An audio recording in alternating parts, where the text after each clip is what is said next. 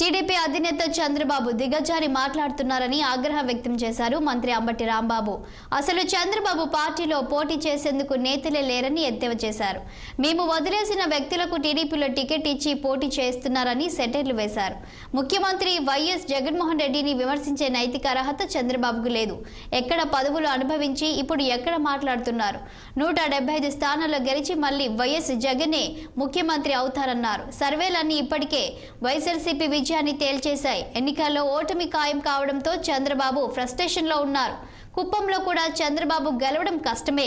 పిఠాపురంలో పవన్ కళ్యాణ్ కూడా ఓడిపోతాడు అంటూ అంబటి వ్యాఖ్యానించారు. దానికి మాత్రమే మంత్రి పదవి ఇచ్చారనేటువంటి మాట నారా చంద్రబాబు నాయుడు గారు పక్కన కన్నా లక్ష్మీనారాయణ గారిని పెట్టుకుని మాట్లాడడం ఏమన్నా సమంజసమా అని అడుగుతా ఉన్నా.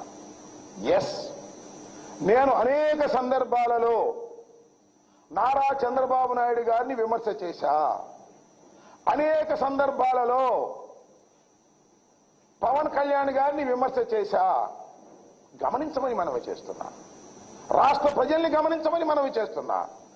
ఓ తెలుగుదేశ కార్యకర్తలారా, మీరు కూడా గమనించమని మనవి చేస్తున్నా.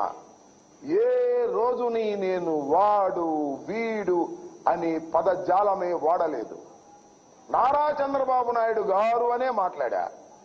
నా మీద ప్రత్యర్థిగా ఉన్నటువంటి కన్నా లక్ష్మీనారాయణ, నీ పక్కన ఉన్నటువంటి కన్నా లక్ష్మీనారాయణ గారు ఏం మాట్లాడాడో చూశావుగా.